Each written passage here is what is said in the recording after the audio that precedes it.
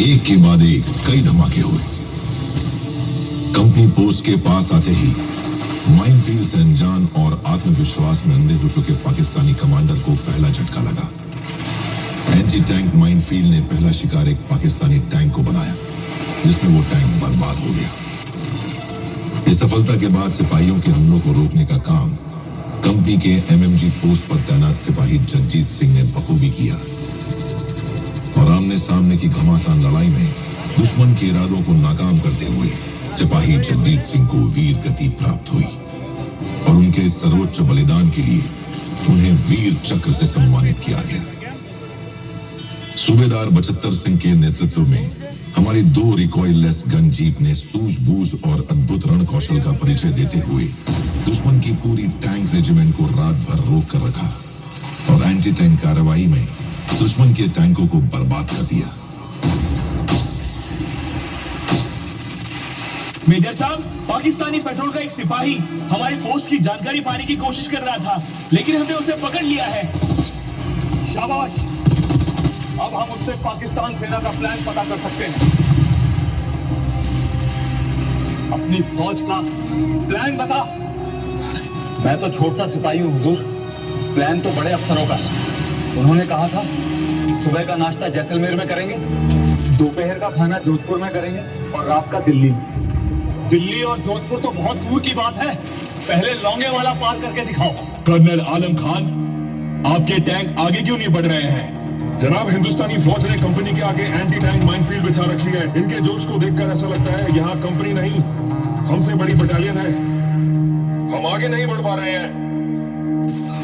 सुबह के 5 बजे रणौतार की एडवांस लैंडिंग ग्राउंड से आर्टिलरी के मेजर आत्मा सिंह और कैप्टन सांगा ने अपने कृषक विमान से मुश्किल परिस्थितियों में उड़ान भरी और दुश्मन की हर हरकत पर अपनी नजर रखते हुए एयर ऑपरेटिंग पोस्ट ने एयरफोर्स स्टेशन जैसलमेर को ग्राउंड टारगेट की जानकारी दी।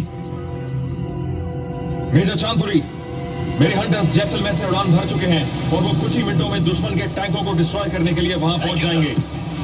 सूरज की पहली किरण के आसमान को चूमते ही भारतीय वायुसेना की गरज की ललकार दूर से ही सुनाई पड़ी। पाकिस्तानी टैंक्स हमारी भारतीय वायुसेना के फाइटर जहाजों के लिए महज एक मामूली टारगेट की तरह प्रतीत हुए। इस लड़ाई में भारतीय वायुसेना की हंटर स्क्वाड्रन ने लगातार सॉर्टी से दुश्मन के 40 से ज्यादा टैंक्स नष्ट कर दिए। सुबह के 10:30 बजे भारी तबाही के बाद भी पाकिस्तान लोंगेवाला पर कब्जा करने का ख्वाब देख रहा था और अपनी साजिश के तहत उसने अब दक्षिण की तरफ से लोंगेवाला पोस्ट पर फिर से हमला कर दिया। ऐसा कर उसने अपनी मौत बुला ली।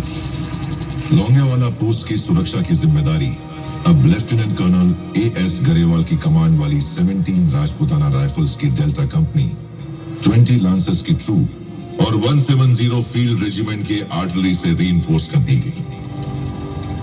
20 लांसर्स के ट्रूप लीडर दफेदार हरमीर सिंह ने यहां अपनी जान की परवाह ना करते हुए अकेले ही दुश्मन के 2 टैंकों को बर्बाद कर उनका मनोबल तोड़ दिया। इस घमासान में दफेदार हरमीर सिंह ने अपने देश पर अपनी जान न्यौछावर कर दी। जंग के मैदान में उच्चतम वीरता प्रदर्शित करने हेतु उन्हें मरणोपरांत वीर चक्र से सम्मानित किया गया।